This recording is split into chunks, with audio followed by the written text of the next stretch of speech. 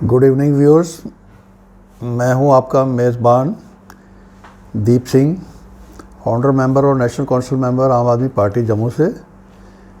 तो रोज़ की तरह आज की बात प्रोग्राम में फिर दो खबरों पर बात होगी। तो पहली खबर है आज की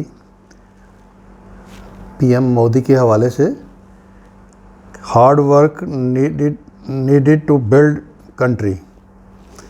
इसी तरह दूसरी खबर भी पीएम मोदी से रिलेटेड है। तो उनका एक बयान छपा है, 7 crore rural families given piped water connection in 3 years, PM Modi. तो दोनों खबरें आज मोदी साहब के रिलेटेड हैं।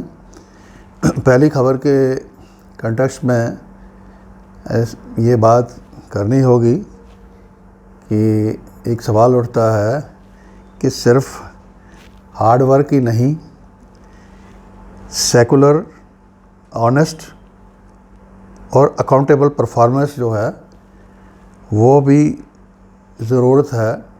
हमारे प्रधानमंत्री को ये मानना चाहिए था, उनको ये कहना चाहिए था।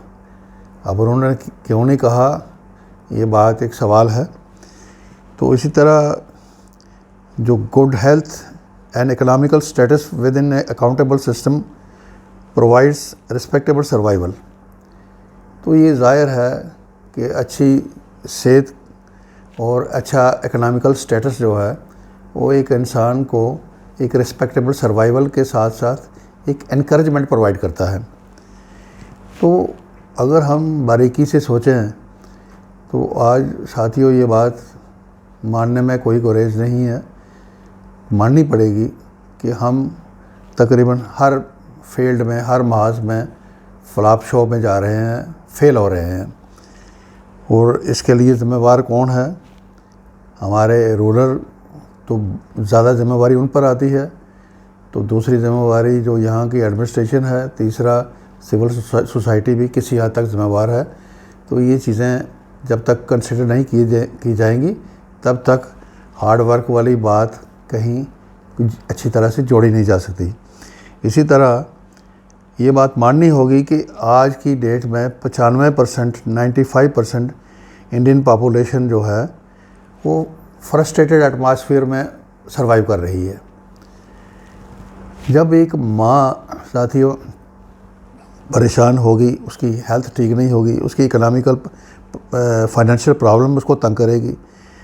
जब एक घर में कोई बीमार हो जाता है, ये समझ लीजिए आज की डेट में जो हालत है हेल्थ केयर सेक्टर में, एक घर में कोई बीमार हो जाता है, समझ लो उस घर की तबाही उसके दाने पर खड़ी है, उसको तबाह होना निश्चित है।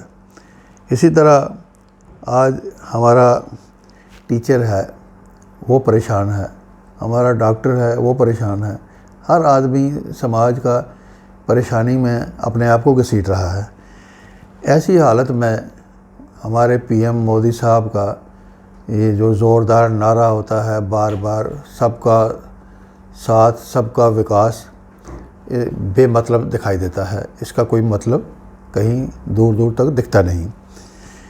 तो मोदी साहब ने हार्ड वर्क की बात करी है, काश उन्होंने एक ऐसा हेल्दी और सेकुलर और अकाउंटेबल ग्रोथ के लिए, ग्रोथ ऑफ इंडिया, एक अच्छी सेकुलर ग्रोथ इंडिया की, एक अच्छी फाइनेंशियल ग्रोथ के लिए एक ऐसा माहौल खड़ा किया होता जिसमें लोगों की अच्छी सेहत भी होती और अच्छा फाइनेंशियल स्टेटस भी होता, और ताकि हमारा भारत का एक नागरिक जो था हर फील्ड में तरक्की याफ्ता बन के सामने आता।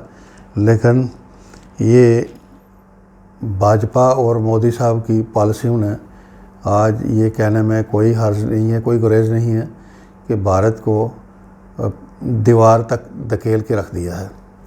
इसी तरह दूसरी खबर जो मैंने आपसे शेयर करी कि 7 crore rural families given piped water connection in 3 years, last 3 years। तो ये कोई अचीवमेंट, बहुत बड़ी अचीवमेंट नहीं कही जा सकती। लेकिन भाजपा और हमारे प्रधानमंत्री हर चीज़ के शोशेबाजी में बड़े माहिर हो चुके हैं। हर बात को उछाल उछाल के लोगों को बड़ा करके दिखाने में इन्होंने एक रवाज बना लिया है।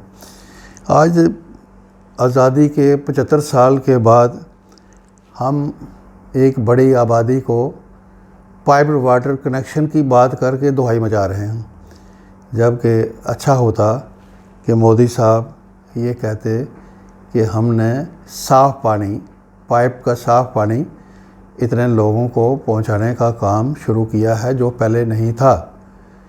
तो इसमें कोई एक नयापन था, इसमें मोदी साहब को क्रेडिट दिया जाना बनता था। लेकिन इस किस्म की शोशेबाजी में अगर वो कहें कि वाहवाही बटोरने की कोशिश करें तो ये बिल्कुल गलत होगा।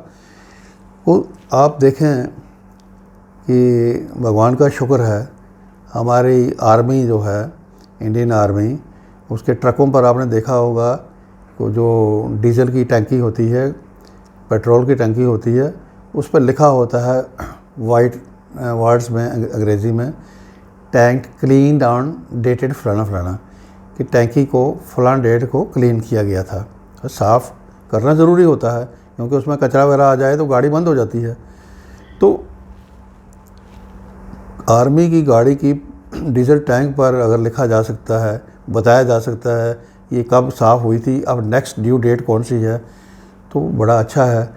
इसके उलट हमारा PHE डिपार्टमेंट जो सरकार हमारी चला रही है, जो करप्ट लोग चला रहे हैं, करप्ट अफसर चला रहे हैं, करप्ट इंजीनियर चला रहे हैं, उनकी करतूत देखें। हमारे जितने ओवरहेड टैंक हैं जहाँ से पानी स्टोर करके फर्दर सप्लाई किया जाता है, वहाँ कभी किसी ने कोई इन्फॉर्मेशन नहीं बताई कि ये इस टैंक की कभी सफाई भी हुई।